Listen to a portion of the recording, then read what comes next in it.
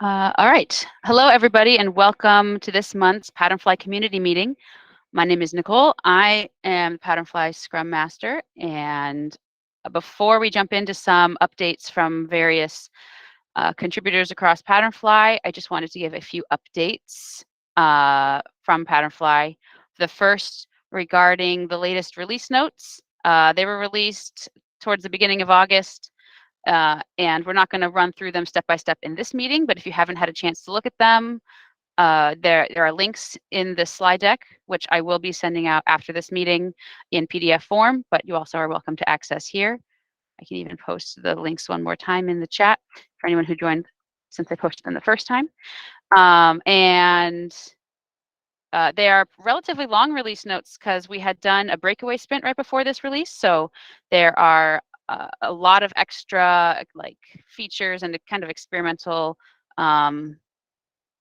or even tech debt related efforts that were done during the breakaway sprint incorporated into this release. So it's definitely worth peeking at if you haven't looked at the release notes. We were hoping to have the next release, the 2022.11 milestone release for today, but it's still in testing by some products to make sure that it's clean. So hopefully it'll be released in the next couple days. So stand by for a release update for the next milestone shortly. Another update from me is that it's been a while since we've had a release which incorporated promoting beta components out of beta, but we have begun basically checking over the list of current beta components and identifying candidates for promotion. And since it's been a while, we do have actually quite a number of candidates right now.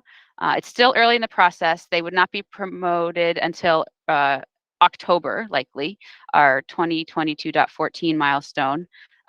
So this is not probably the final list that will get promoted, but as we begin circulating this list and asking people for feedback, and addressing outstanding issues, this will get pared down, and hopefully we will have quite a number of very popular components promoted out of beta very shortly. I can show, we have, if you click on the first link in the slide deck, you can see a document of all of the candidates that are promoted or that are currently candidates. And I can just read them out in case that triggers anybody's memories of issues or requests or features that they were hoping to see in any of these components. Because once a component is promoted out of beta, we are committed to not making breaking changes until we have another major release for any of these components. Most of these have been stable for quite a while. They haven't had any breaking changes or features, major feature updates in a while, which is why they're candidates. But here, let me run through the list quickly so that you can see and hear all of them. But the link, as I mentioned, to this doc is also in the slides. So the first one is the alert group overflow feature. So you can, if you have many, many alerts, we have a feature where it allows you to kind of hide them in an overflow. So that's one of the features that's a candidate for promotion.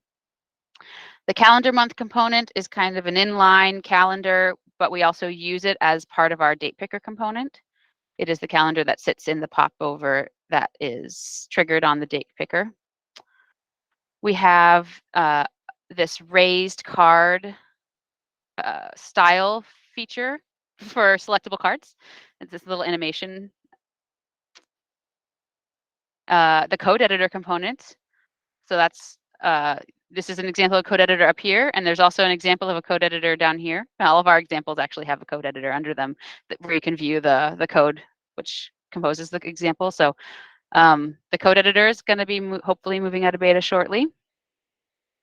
Selectable data lists, there's a feature, there's a React prop that enables them to be more accessible. That's a feature we're hoping to maybe get out of beta shortly. The date picker I mentioned before. The dual list selector. Icon sprites. This one is a little bit more technical, but basically it changes the way that we display icons in inputs, like text areas, text inputs, things like that, so that they work in more secure ways, since certain products will disallow data URIs. The sprite variation changes it to be an external SVG file. So that's something hopefully you can get out of beta shortly. The editable label is a feature that's been around for a little while. And so we have various ways to implement editable labels and editable label groups. The label group component has been around for a while, and it primarily just groups labels and allows you to deal with overflow and categorization of labels. That's been in beta for quite a long time. The masthead component for building headers on pages. The checkbox variant of the menu component and the menu toggle, both more foundational building blocks for building more flexible drop-down like components with using toggles and menus. So we're getting some of these out of beta hopefully soon. The multiple file upload component, the notification drawer, the big picture. The panel, which is also another foundational building block for the more composable solutions for flexible implementations of drop-down like components. The panel is intended for use of drop-down like component when you don't want to just put menu items in the menu. In this example, it has a form in it, for example. We have popovers with different alert severities and customizable icons. The view more variant for the select component includes a loading visual. The slider component. The tables Treeview feature. The tile component, sort of like a fancy radio button that looks a little bit like a card, a little simpler than a card. And the Treeview component. And then the last one is the wizard with a drawer, the drawer feature for adding more information to steps in the wizard. So yeah, a lot of beta components slated for promotion. On the website, on the about page on the website, but also as the README on the beta component, in the beta component directory on the PatternFly org repo. We have a lot of information here about all of the beta components that we currently have, as well as a little bit of information about when you might want to use a beta component or how you might give feedback for beta components. So I'll add this link to the slide deck as well. If anyone is curious, you can see there are many components that have been in beta, and many of these are slated for promotion soon, but if you haven't seen it listed in the doc I just shared, you can see how old they are here, and you can use this as a reference for asking questions if you'd like as well. So that's a lot of information. If you have any feedback on any of the components you've heard me talk about, or any concerns about seeing any of these promoted or anything like that, don't hesitate to reach out. We want to get these components promoted, so even if they're not quite ready because people have more feedback, they would probably, those kinds of concerns are high priority for us, so we can get these moving along and get these components out of beta and stable and to allow products to be very confident in pulling them in to their products. So, all right, that is my big update there. I am going to stop sharing my screen.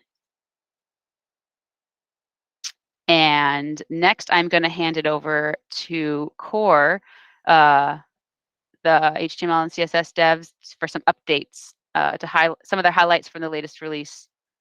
And first, handing it over to Michael Coker. Thanks. Just one sec. I'm gonna share.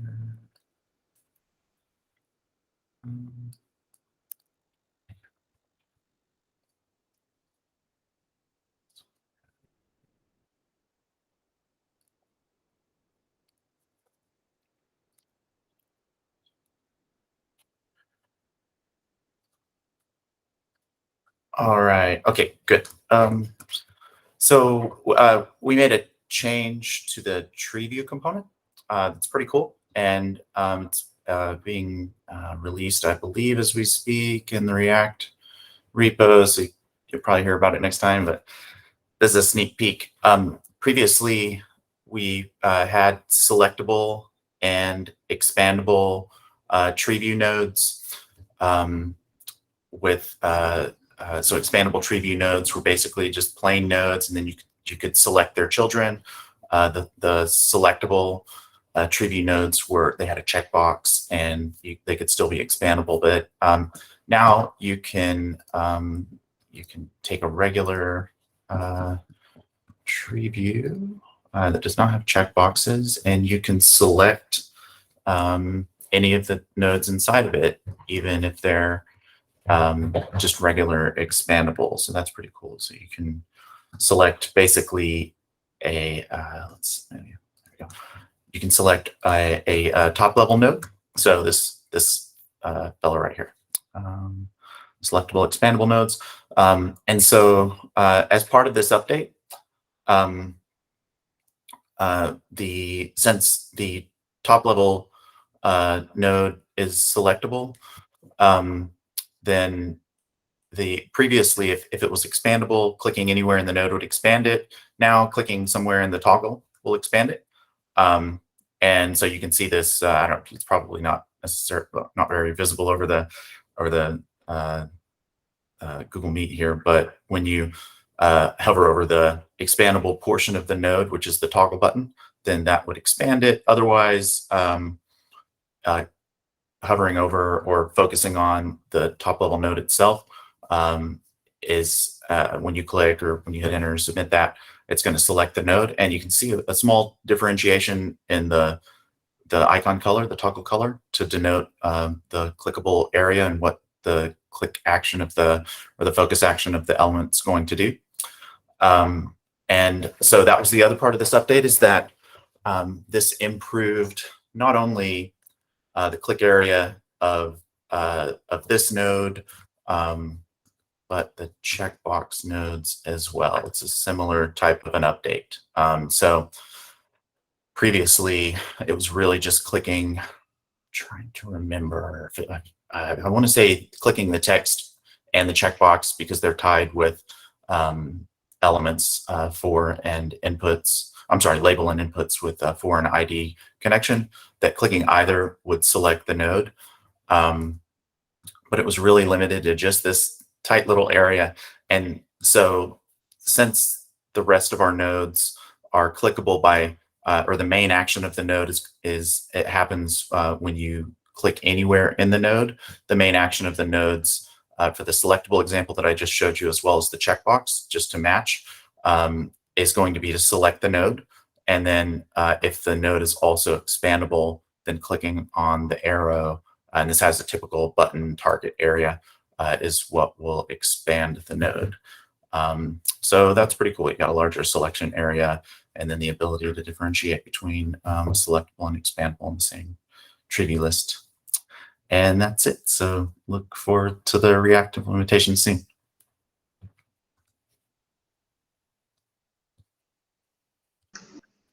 All right, great. And the next core update is coming from Sarah. Okay, just share my window here. This is the number input.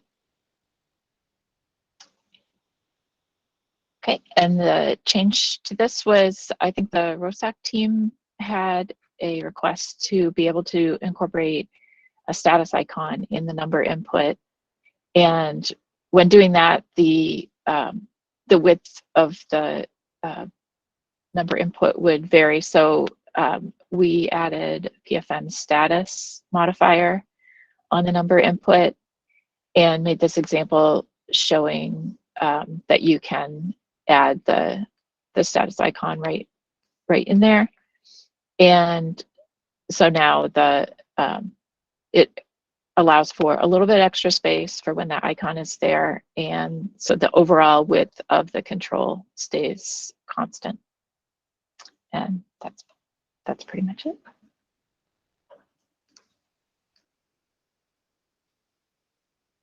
All right, great. All right, React updates. There are a handful of React updates today, and the first is from Tomas. Yeah, hello. Hello. So let me just share my screen. Tomas has been one of the interns on the React team for a while. If you haven't seen him or met him yet, he's great. Yeah, this is my first time I'm talking to so many people, so a little bit nervous. But yeah, I've been working on two main things recently. First of them is our modifications to a description list. I've added a display variant. Also, you can see it here. By default, the size is LG, but can be set to 2XL by the checkbox. So this one is 2XL, and this one is just LG. Then I added also the card variant, which replaces the description list group with the card. So you can directly use all the cards and all the card props. So for example, you can set the isSelectable property, and now the cards are selectable. Then we have other variants, which are combination with the display variant. So this one is display 2XL with card.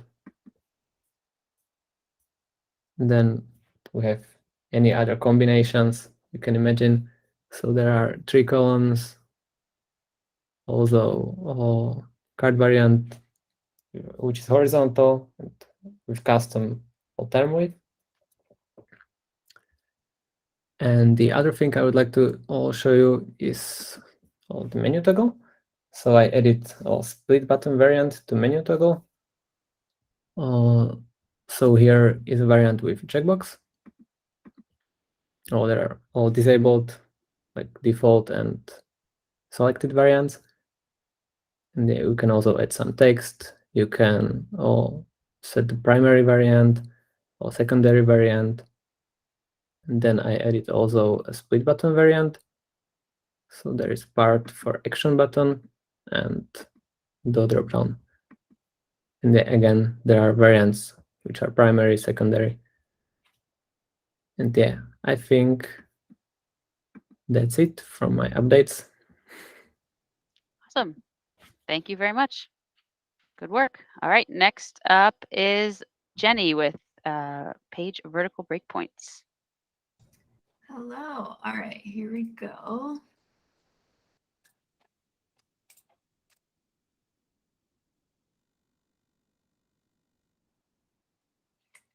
Okay, sweet. So at the last community meeting, I think Michael Coker was talking about this exciting new thing in core, so vertical breakpoint support for page. So this is the core demo that you see here. If we just update the size of the viewport vertically, you see that the sticky section is there based on the height of the viewport. So now we have a sticky breadcrumb when we scroll up and down.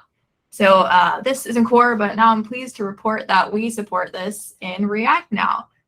So that looks a little something like this. How I did this was I added a sticky on breakpoint prop to the page component, or I guess rather to several of them. So this sticky on breakpoint functionality is now supported on a bunch of different page related components, as you see here. So by doing, well, we deprecated the sticky prop in order to do that. So now we just use this, and you can customize when the component is sticky based on the height that you set right here. So that looks a little something like this in the code. And you can see that the sticky on breakpoint is set on the breadcrumb props, but you can also set it on a bunch of different kind of props for the page component.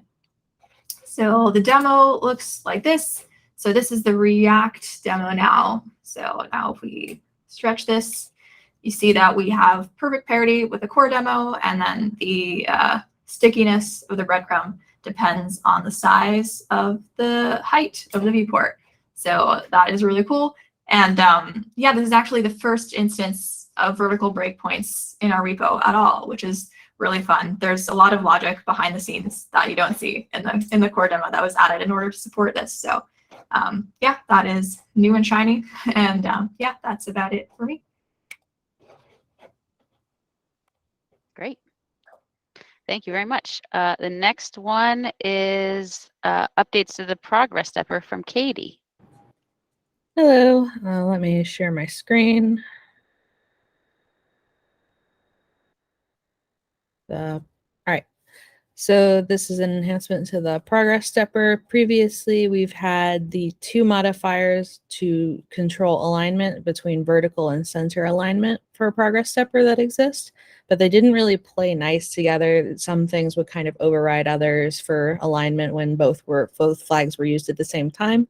But now with some updates to the documentation, just to put everything a bit more succinctly, you can now use both of these flags and they will all work together. So you can either use center and vertical, and then everything works together. This also is an update that makes it work with the compact version of progress stepper. So you can have both vertical and center aligned progress steppers. And yeah, that's it.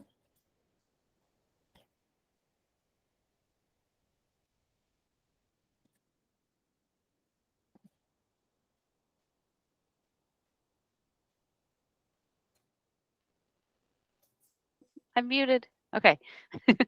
Next up is Eric with the menu and navigation accessibility improvements. Hello. Let me share my screen real quick.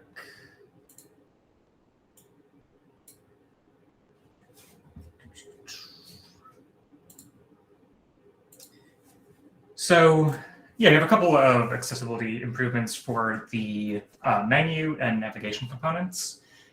First of which is the checkbox variant for the menu. On the left side of my screen here, this is the 2022.08 release before these improvements. So what was the previous behavior was when you get to the checkbox within the menu, you should be able to press the up and down arrow keys to navigate between each checkbox item. That behavior was not there at the time. You had to press tab to get between each item or shift tab to go backwards. And this was also somewhat present on the composable menu with the checkbox, except it was a little more difficult to actually get into the menu then. So the update here on the right side with the 2022.10 release, if you tab into the menu, now up and down arrow keys work, and if you get to the end of the list or the beginning of the list, it'll basically loop back around depending which key you press. And as you notice right now, checkbox 2 has focus. I tab out, tab back in, checkbox 2 is the one that receives focus again. I go up to checkbox 1, tab out, tab back in, checkbox 1 gets focused. So it kind of remembers which item was last focused when you exit and come back to the menu. Another update was in regards to the flyout menu, which actually I think is the composable flyout menu. Good. Scroll down, there we go. So with the flyout menu and flyout navigation as well, there was an issue in terms of navigating via voiceover, in which it was a little difficult to kind of get the menu to actually fly out. I will actually kind of show here on the 2022.08 release, and hopefully voiceover will kind of behave. So bring this over here to see.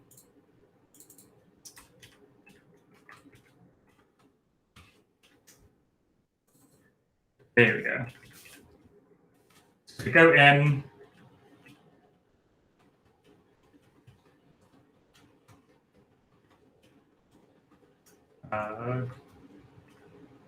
Now, pressing space with voiceover active will enter it. And you have to press escape to exit it. And then with the navigation component,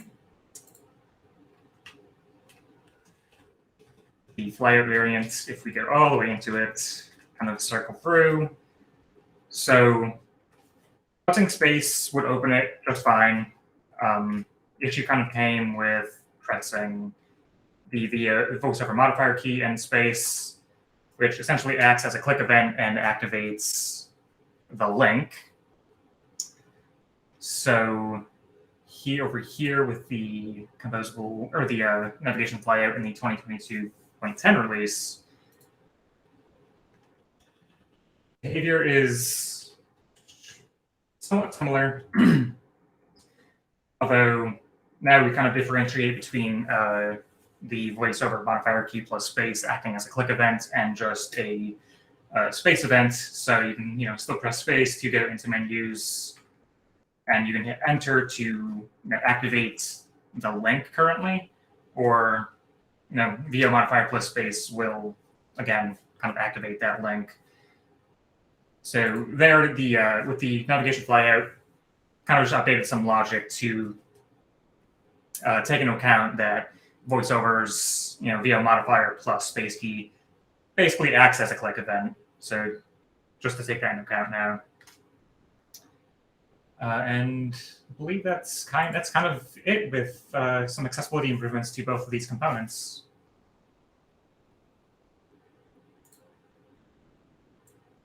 All right, great, thank you. Yeah, it's definitely hard when you can't hear the screen reader to really appreciate the enhanced experience there. But thank you for at least showing us what the screen reader is saying. And if you have any questions about how we made these improvements or how we tested with the screen reader, definitely feel free to reach out. All right, next up is Austin has a couple updates as well. I'll hand it over to him. Yeah, thanks, Nicole. All right, so first up is this new enhancement for the tabs component. It is the horizontal overflow enhancement, and when the window is wide enough for all of your tabs, it doesn't do anything. But if a window is not wide enough for all of your tabs, it will actually collapse them into this more tab, which will then hold all of those overflowing tabs. When one is selected, it brings the content of that tab into focus and indicates that that's the current tab selected instead of still having the more tab. And it indicates with the check mark when you open the menu which tab is currently selected.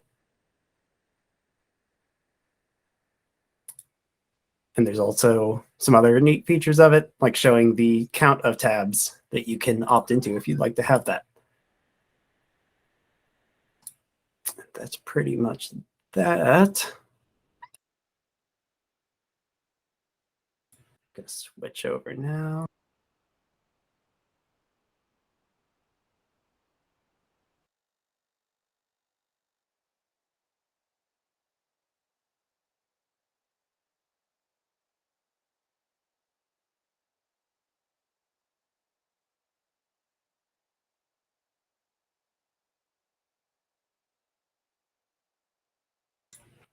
Sorry, having a little bit of an issue with finding the right tab to share.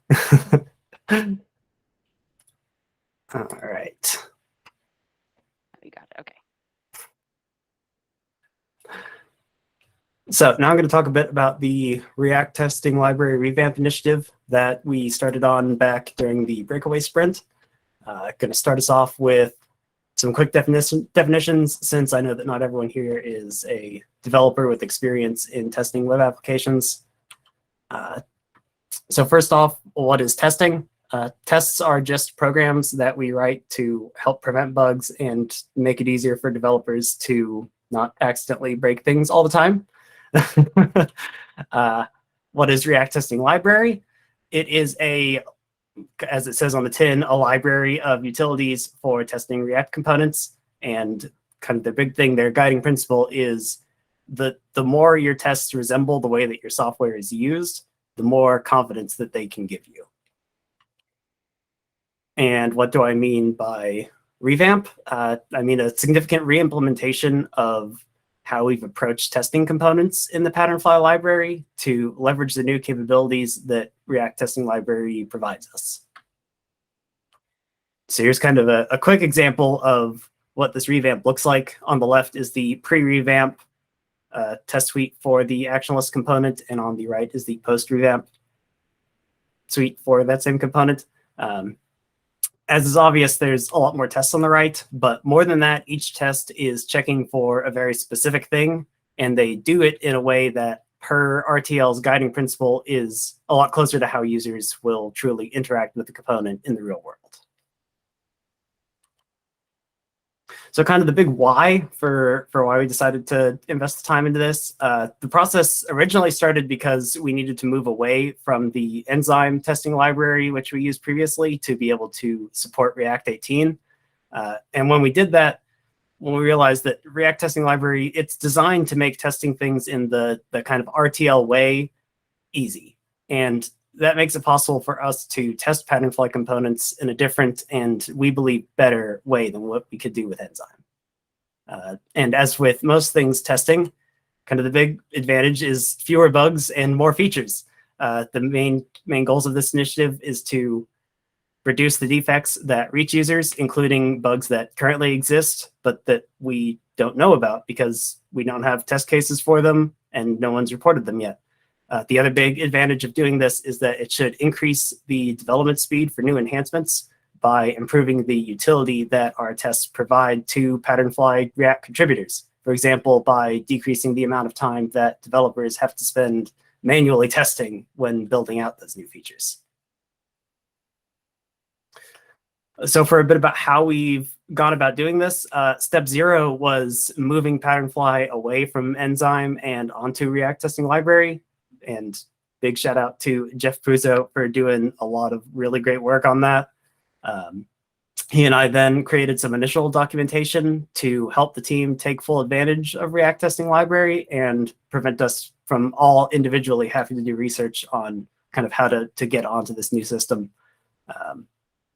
We then completed a initial revamp of one component to serve as an example or a template that could be referenced going forward. And then we created an epic issue to track the progress of the initiative. And then we went into this iterative cycle of holding meetings where the team would get together and we would discuss the aspects of testing that don't just have clear best practice answers for how we should do them, which, if you know about testing, there's a lot of those. And then as we developed those new standards and came to these new agreements, we would update the documentation that was originally created so that anyone that comes in and wants to contribute on the PatternFly team, we can point them at that documentation and they'll be as up to speed on it as we are. And then we just continue this process of doing the actual revamping and running into these edge cases and big questions of how we test this, complex scenario, and then just coming back to the team, holding another meeting, discussing the different approaches, finding the one that we think fits our code base best, and documenting it, and just, like I said, iteratively improving it so that we can just continuously improve the quality of our tests. And then here I've just got a few short links to the React Testing Library official docs if you're not familiar with it and you'd like to kind of check out everything that they're about. I've got the documentation that we use internally on the team that I referenced, and a link to the revamp epic that I mentioned so that you can see how that's progressing or maybe come and grab an issue. And that is everything that I've got. If anyone has any questions, I'd love to talk more about it.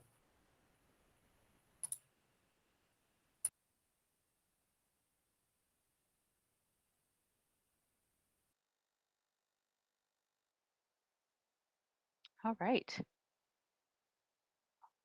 It's giving people a chance to just raise their hand if they had any questions for Austin.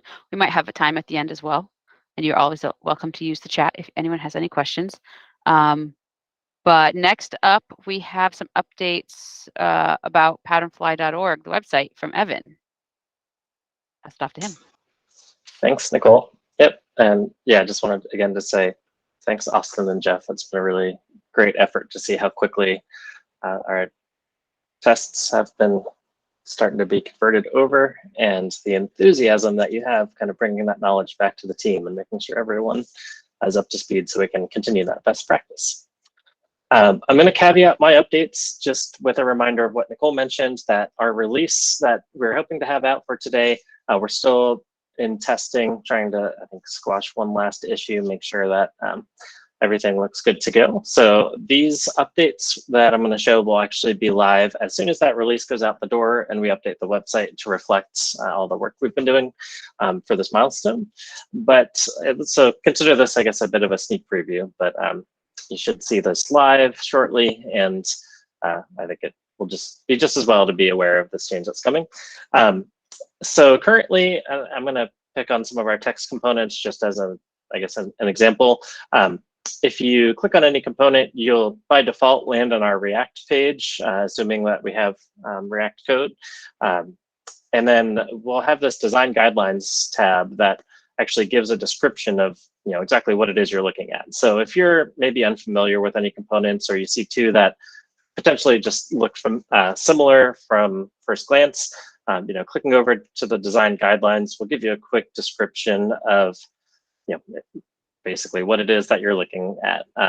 If we have more information about exactly how to use it and best practices, those will be listed there, but usually there's a sentence at the top that gives you just kind of a quick summary. While that is helpful, it's maybe not the most effective to always have to click over to the design guidelines to get just kind of a quick summary. So what we've done is we've pulled out that sentence from the design guidelines. Usually it's one sentence, sometimes a couple, just to the very top of the page. So that will live above the tabs. So you can switch back and forth between tabs, but regardless of where you are within a component page, you'll still see that description right at the top there.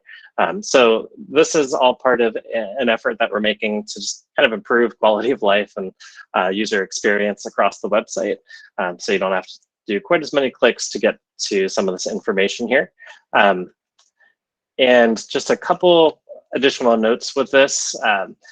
So currently, if we had let's see, I'm going to go back to our live site. If we have a component that we haven't had a chance to type up design guidelines for yet, so our content team is still working on pulling those together, we still show a design guidelines tab, and we just put some default text saying there aren't any yet, which could be useful, but also is a bit misleading having that tab there with not really anything to list. So as part of this update, if we don't have design guidelines yet, we'll just not show that tab. But this update does allow us to quickly add a description for the component. And as part of this update, we actually went through and made sure every component does have a description. So where previously a timestamp just didn't have any sort of description, but had a basically empty design guidelines tab, that design guidelines tab will no longer be there, but you will see we have added a description, and there were only a couple of components that fell into that category. One other call out with this is, let's see, for something like the tab content, where essentially we had the design guidelines tab, but all it had currently was that short description. Just like I just hinted at, that description will be pulled up to the top, and because there wasn't anything left in the design guidelines, we hide that tab and we'll add it back in once we have more information to list there. So hopefully this makes it a little bit easier, a little bit quicker to always have that summary at the top there, kind of explaining exactly what you're looking at. But definitely don't forget design guidelines typically has a lot of additional information that can be helpful. Next step, to give you a sneak preview of what we're working on currently, is the view all components page. So that will basically give you a grid of all the components we have on one page with quick illustrations of each. So you can basically at a glance look for what component might be a good match for what you're looking for. And it will also pull in these summaries, so these descriptions. So while now you can go to a component and get a quick glance of what it is, we'll have one page that kind of gives you an overview of all components. So that one is not quite ready yet, but stay tuned and hopefully we can take a look at that one in our next meeting. I think that's all I've got. So I'll send it back to you, Nicole. All right. That is everything that was on the agenda for today. So we have an opportunity if anybody has anything they want to add or has any questions. I'd be happy to pause and give people an opportunity to do that if they'd like.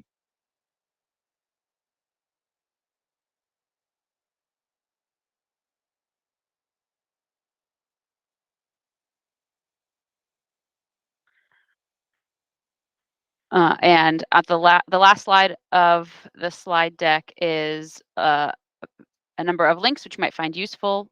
One, to join the PatternFly mailing list, which I will be using to send out the recording and a PDF version of these slides so you can access all the links shortly after this meeting wraps up. It also has a link to the PatternFly community calendar, which you can import into your personal calendar if you'd like to keep up to date with these community meetings, such as office hours, design shares, and scheduled release windows, and also my contact information. And our next office hours, as a reminder, is tomorrow. So if you have any questions that you'd like to ask any of the devs, any issues you're working through or resources you're seeking out, it'd be a great place to bring those tomorrow to office hours. And so we hope to see you there. It'll be the same time tomorrow, 11 a.m. Eastern. So that's all I've got for today. Thank you everyone for joining. And if you have anything you'd like to present at a future meeting, you can let me know anytime. And I'll see you next month. Thanks, Nicole. Bye, all.